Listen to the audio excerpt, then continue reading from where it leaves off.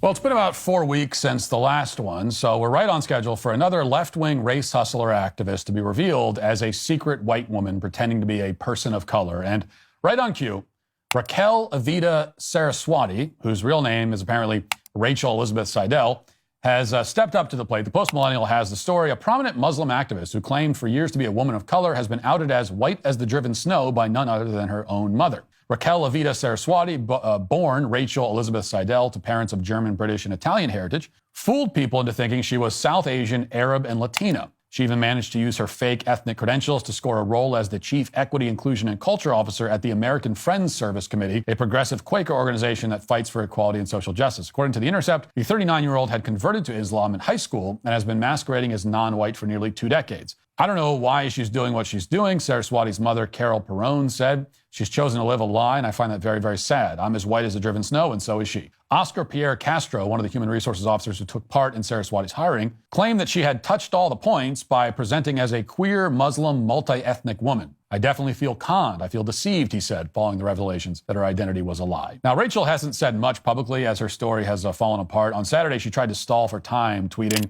I assure people that as soon as I'm capable, I will provide answers to the recent discussion and attack on me. I understand all the reactions you're having. I'm currently taking the time to get to where I can answer in a way that is most helpful and thorough. Yeah, she needs to go on another journey of self-discovery to find out why she was pretending to belong to 5 different victim groups. She needs, to get to a place where she can really see the answers to those questions. Well, I can help her with that. Rachel, you did it because you saw it as the easiest way to accrue social capital. It's as simple as that. Like so many other people in our culture today, you are not confident in your abilities to succeed based on your own merit. You don't think you have anything of value to offer the world. So instead, you tried to ride a wave of pity and self-victimization. You hope to achieve success and gain esteem through manipulating society's victimhood algorithm. You engaged in the societal equivalent of clickbait. You presented yourself as a victim because you know that these days, victimhood is power. That's the answer. Okay, you're welcome. This kind of story is barely interesting anymore. Rachel Dolezal made the mistake of being slightly out ahead of the trend, and so her deception was major news for days on end, and even to this day, she remains infamous, like a household name. So, but so many have come after her that now it's become routine. We all already assume that at this point, probably half of the black activists in the country are actually white women. Like, we just assume that. And each time a new one is revealed, it barely leaves a blip on the radar screen. But there was another somewhat similar, though different in key ways, story this week that I find much more fascinating. And, we know how it plays out when a white activist pretends to be black, but what happens when a black activist finds out that she's white? Or at least much whiter than she thought she was or ever hoped to be. That brings us to Angela Davis, who is a Marxist, a former Black Panther, a longtime race hustler who in recent years has popped up doing things like leading the Women's March, calling for the abolition of the police and of the prison system. Well, she appeared this week on the PBS show Finding Your Roots, in which prominent people are presented the results of DNA tests, tracing their ancestry back generations to see, where they come from. Angela Davis was not exactly thrilled with her results. Listen. Any idea what you're looking at? That is a list of the passengers on the Mayflower. No, I can't believe this. No, my ancestors did not come here on the Mayflower. Your ancestors came on the Mayflower. No. You are descended No. from one of the 101 people who sailed on the Mayflower. Oof. That's a little bit too much to deal with right now. Did you ever, in your wildest dreams, think that you may have descended from people who laid Never. the foundation for this country? Never. And just like that, the oppressed becomes the oppressor. The colonized becomes the colonizer. Now, for a normal person with a healthy mindset, it'd be an exciting and interesting thing to find out that your lineage goes back directly to the Mayflower.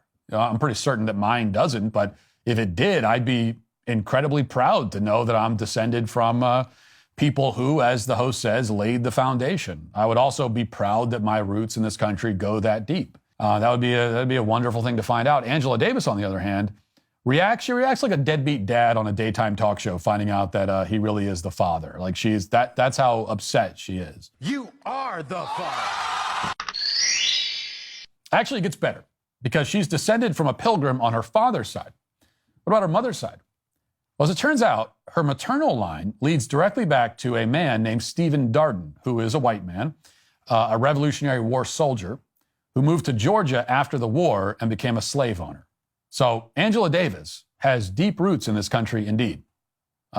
It's slave owner and a pilgrim. Finding out all this information, Davis said, quote, "I always imagined my ancestors as the people who were enslaved." Yes, well, we know you did, Angela. This has been, to say the very least, a very interesting Black History Month for Angela Davis, as it would seem that her own Black history is far less Black than she expected.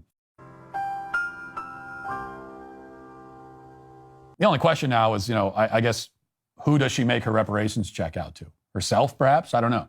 Now, of course, in reality, the details of Angela's family tree are nothing but interesting historical tidbits. As I said, anybody with a healthy perspective on things and who finds out that their lineage traces back to the Revolutionary War and then all the way back to the Mayflower would be fascinated and thrilled and filled with patriotic pride.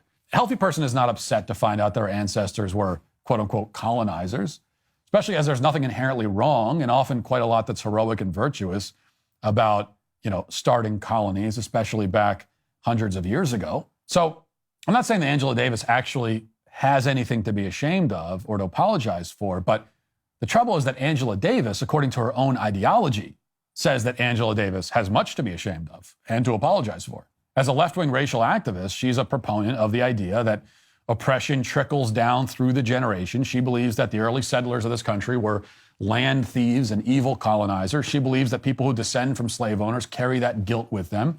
This is what her worldview professes. And now it's turned against her. And we would have to be soulless to not enjoy the spectacle at least a little bit.